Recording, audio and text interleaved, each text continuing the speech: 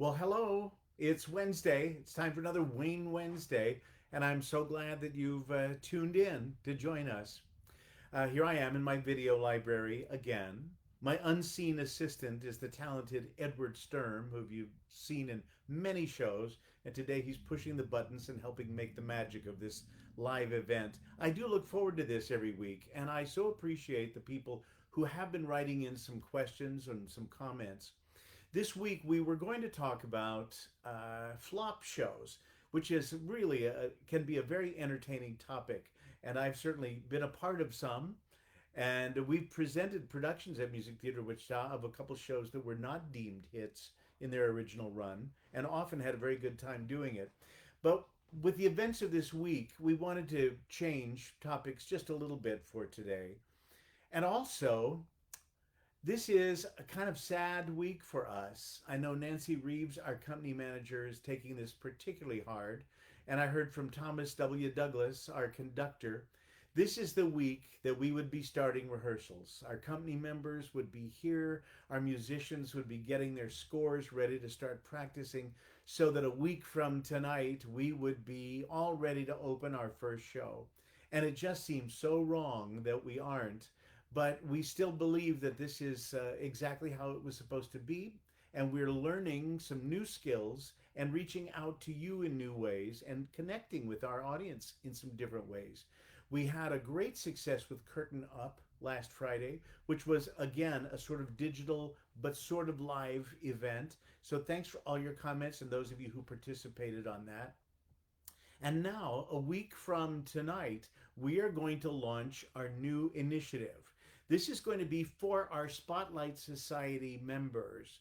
So, if you are somebody who allowed us to use your season ticket money this year to join the Spotlight Society, that meant that of your season ticket money, $50 was a tax deductible donation, and the rest buys you privileges and special content. We're going to be filming a concert with the Hamilton star Aaron Clemens. That's going to be for our Spotlight Society members.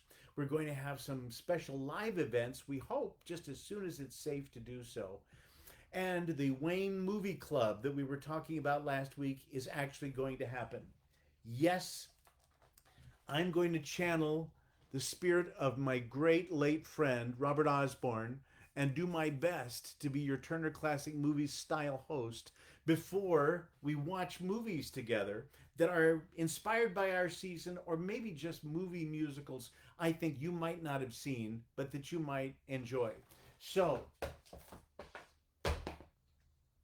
Wayne Movie Club, sponsored by Davis Moore. We're so excited they signed on to help.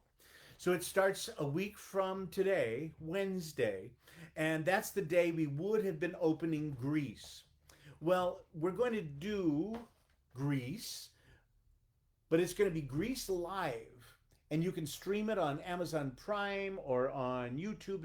We'll send you a whole series of links where you can see it. This was the live Fox TV replication of the movie, but done in real time. And it's pretty fascinating. And we'll give you some things in our pre show talk that you'll log into to tell you things to look out for and some behind the scenes things. And then after the show, we'll tell you what we're doing with it and give you a sneak peek of how we're going to approach this show when we get to do it in 2021. And then in the off week, we'll pick another movie that will go starting the following Wednesday. In that case, I thought you ought to see Love Me Tonight, an obscure but really fantastic movie with Maurice Chevalier and Jeanette MacDonald, surprisingly saucy, and a great Rodgers and Hart score, but a really inventive early movie musical that we could watch together. And then afterwards, I'll tell you some new things. All right. 2 weeks later, after the opening of the season, it would have been The Wizard of Oz. So instead of looking at the movie of that, we are going to pick another MGM movie musical, Singing in the Rain. Singing in the Rain has some great behind the scenes stories, and we'll tell you all about those before we watch the film. And then after, you'll click on and you'll see some additional information about it, and then we'll talk about what it took to put this movie on stage. And we'll revisit the Music Theater Wichita stage version of Sing in the Rain with all that on-stage rain. In the off week from there, I think if you've never seen My Sister Eileen, you really need to know this movie. Bob Fosse's first on screen credit for choreography, and a really, really entertaining show that not everybody knows about. All right, then the following Wednesday, when we would have been opening Something Rotten, a wild and wacky anachronistic musical, why not revisit Monty Python and the Holy Grail? And then after we watch the movie, we'll share how that got turned into the Broadway show Spamalot and the version of it that we did here. In the off week, one of my favorite obscure MGM musicals, The Glass Slipper with Leslie Caron. It's a really unique and haunting version of the Cinderella story with this beautiful actress and dancer.